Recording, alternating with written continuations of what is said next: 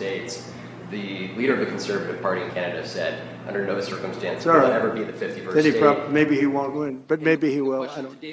You had suggested. Listen, I don't care what he says. Sir, real fast, Newsflash, Donald Trump, we are not aspiring to be a 51st state. We are already a sovereign country. We are a nation.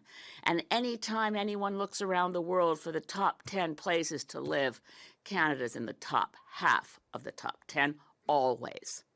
The United States? Never. Even the U.S. News and World Report, which puts together such a list, looks at things like affordability, access to health care, safe streets. Where do you want to live? Canada. Sir, real fast, you said you were considering military force to acquire Panama and Greenland. Are you also considering military force to annex and acquire Canada? No. Economic force. Because Canada and the United States, that would really be something. You get rid of that artificially drawn line, and you take a look at what that looks like, and it would also be much better for national security. Don't forget, we basically protect Canada.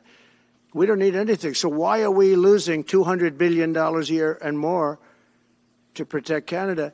And I said that to, as I called him, Governor Trudeau. I said, listen, what would happen if we didn't subsidize you, if we didn't, because we give them a lot of money. We help them. As an example, we're buying icebreakers, and Canada wants to join us in the buying of icebreakers. I said, we don't really want to have a partner in the buying of icebreakers. We don't need a partner.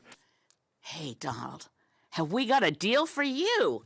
You think we want to be the 51st state? Nah, but maybe California would like to be the 11th province. How about it? California? Oregon? Washington? You've got geography in common with us. And not only that, we've already got a carbon trading system between California and Quebec. We've got some strong alliances on our west coast from British Columbia. There's been a lot of academic papers on the idea of Cascadia. So California, Governor Newsom, and Washington State, Jay Inslee, and newly elected Governor of Oregon, Tina Kotek. How about it? Want to put a referendum to your citizens? Because this is what you deal. Have we got a deal for you? This is what you get. Free health care. Universal free health care. No more one-year-olds who suddenly fall off the Medicaid list and their parents are in the news because they're trying to do a GoFundMe so they can get their daughter to a doctor. Universal free health care. And guess what?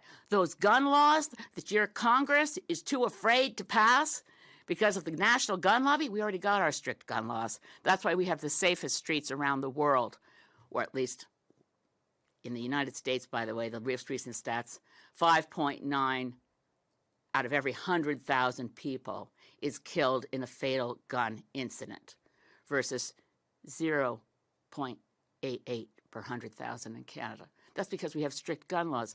California citizens, Oregon, Washington, safer streets. Here we already have good gun laws, and women have a right to an abortion under our universal health care system. But, we don't have to stop there. Donald, think about it. You could get rid of all these states that always vote Democrat. You know what else will take Bernie Sanders off your hands? Proud new Canadian citizen of the great province of Vermont. Vermont, New Hampshire, Maine. We'd love to see you. Our maritime provinces already have deep, deep links and ties. Well, enough kidding around. But honestly, President Trump, get used to it. Canada is a sovereign nation full of, guess what, proud Canadians. But why are we supporting a country, $200 billion plus a year? Our military is at their disposal. All of these other things, they should be a state. That's why I told Trudeau when he came down, I said, what would happen if we didn't do it? He said Canada would dissolve. Canada wouldn't be able to function if we didn't take their 20% of our car market. They send us hundreds of thousands of cars. They make a lot of money with that. They send us a lot of other things that we don't need. We don't need their cars, and we don't need the other products. We don't need their milk. We got a lot of milk. We got a lot of everything, and we don't need any of it. So I said to him, well, why are we doing it? He said, I don't really know. He was unable to answer the question, but I can answer it. We're doing it because of habit, and we're doing it because we like our neighbors, and we've been good neighbors, but we can't do it forever, and it's a tremendous amount of money.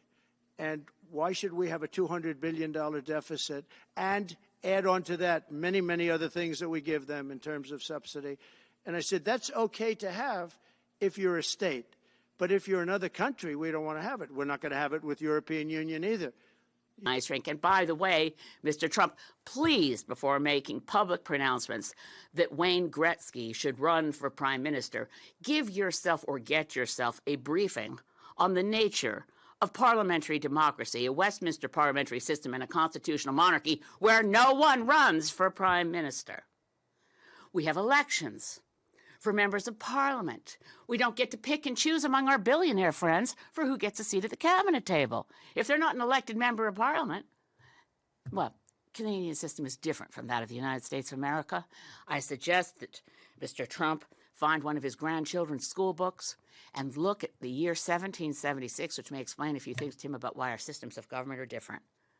I don't want to belittle Mr. Trump, but on the other hand, and we do not aspire to be 51st state. So let's not hear that anymore. If it was a joke, it was never funny, and it ends now. Thanks.